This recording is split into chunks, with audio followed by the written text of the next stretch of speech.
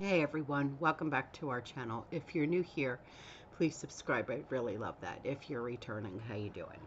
All right, we have a lot to talk about. Okay, so I need you to buckle up. I need you to get your coffee. All right, maybe some snacks. I literally have snacks. Okay, loaded with snacks. Okay,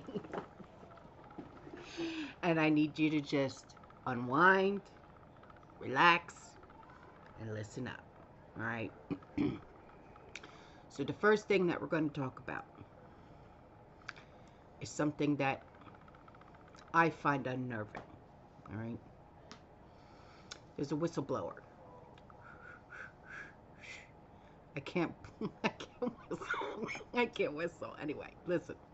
Let's come forward with a memorandum of an unprecedented and unnerving internal request for emergency personnel to be at the inauguration on the 20th.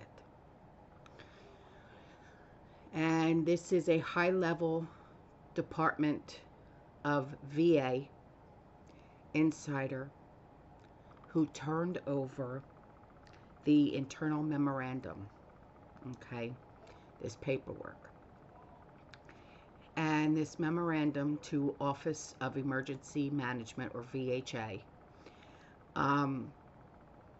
and it reveals a request from HHS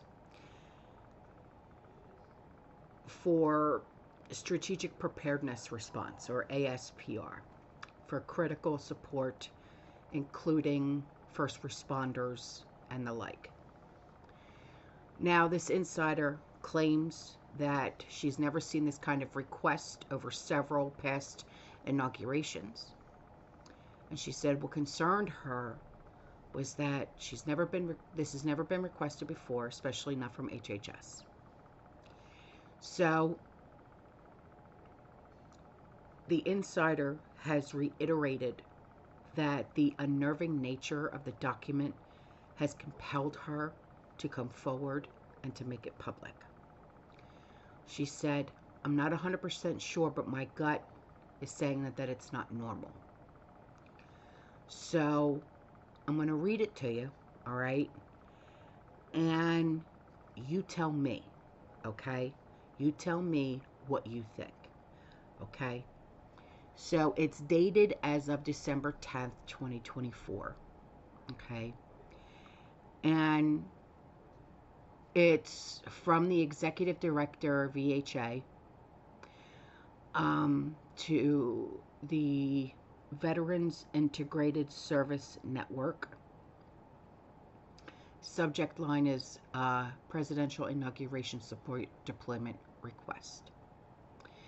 Now it's a little blurry, so please give me some time to, look at it because the writing is small, and you guys know I'm blind as a bat, okay? So it says purpose. The purpose of the memorandum is to request, and I'm going to use certain words here, okay? So just bear with me, right on? First responders. To support the presidential inauguration in Washington, D.C. from the 17th to the 21st, 2025. Background. The U.S. Department of, HHS, okay, Administration for Strategic Preparedness and Response has requested the Veterans Health Administration support the President inauguration with the above professions as part of the National Disaster System. What the fuck, national disaster? The deployment rotation will last up to 5 days from the 17th to the 21st. This includes 1 day for outbound travel, 3 days work days, and 1 day for return travel. Requirements. Volunteers for this mission must be U.S. citizen, will be required to submit personal identification information to be used for background check, credentialing by the U.S. Secret Service. Volunteers will need to submit a copy of the BLS/ACLS certification, current CV, resume, fill out a national disaster medical system release form for license verification. Fill out a national disaster system response management system form for a travel and accountability.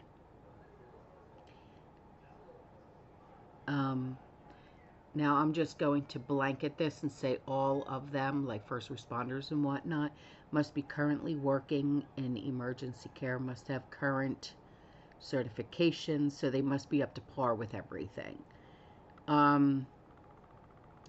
Due to the specific vetting requirements, DEMPS team members, VA centers must take, wow, this is really small, must make a firm commitment to the dates above before volunteering or submitting names for consideration.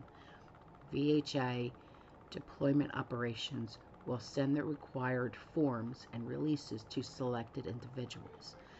Candidates must be entered into PIMS by COB on December 10, 2024 to ensure all required paperwork can be submitted by the ASPR deadline. Network and medical center directors must ensure the DEMPS volunteers comply with the Employee Occupational Guidebook. Personnel deploying for this mission must be Category 1 or Category 2. HHS will arrange and pay for invitational travel for all DEMPS team members. OEM will pay for all DEMPS team members overtime while deployed for this mission. Decision. Request VISNS review their capability for paramedics, registered nurses, EDER, med-surg, MDDO, NPPA, EDER, and submit names of DEMPS team member candidates by December 10th, 2024. Okay. Should you have any questions, concerns, and yet, yeah. Wow.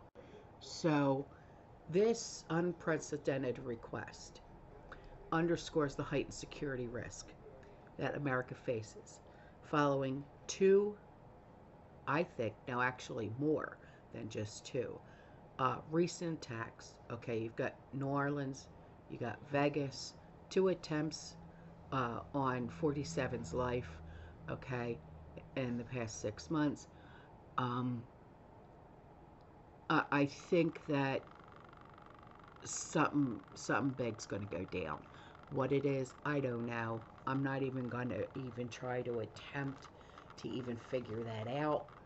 All right, but you guys just use your imagination, and if you live in that area, be prepared, right? So my meme guy, he makes me these really funny memes. He sent this to me, and it says, I heard it happened again. You're so funny. Thank you so much. And then here's another one that he sent in. He said, are you ready for some old-fashioned negotiations? You know, I think it's high time that world leaders actually get together in one room and actually have conversations. Instead of this back and forth, he said, she's, but you know what? It had to be that way with the old man because it wasn't him that was calling the shots, you know? So I think we are going to get back to normal, or try to get back to normal, because it's going to take more than one Trump term. But correct me if I'm wrong. Can he only have one term, or can he have 2 terms this time? So here's something that was sent in by a community member, and she says she found this in an online Facebook comment. Perhaps an electrician can verify the truth of this guy's information. So if there's any electricians that are watching, please listen up, okay, and verify this for us or not, please. Smart meters have lithium ion batteries. When these batteries catch fire, they have what's called a thermal runaway, where they will go from 140 degrees Fahrenheit to 6,000 degrees Fahrenheit in just a few seconds. The smart meter is connected to the copper wiring of the home, which is designed to travel electricity to its conductivity. Along with being conductive, the copper wires are also great to heat transfer via convection. So when these supposed forest fires hit neighborhoods but burn more homes than trees, the culprit in the unusual fire forensics looks to be the lithium ion batteries. It's no wonder these homes are burned to dust while trees are standing within feet of the houses. These homes are burning from the inside out, literally. The copper wires in the homes are insulated and carrying extreme heat to every corner of the home. Welcome to Agenda 2030. And it was written by a man by the name of Matt Landman. So, thanks for bringing this to my attention, sweetie.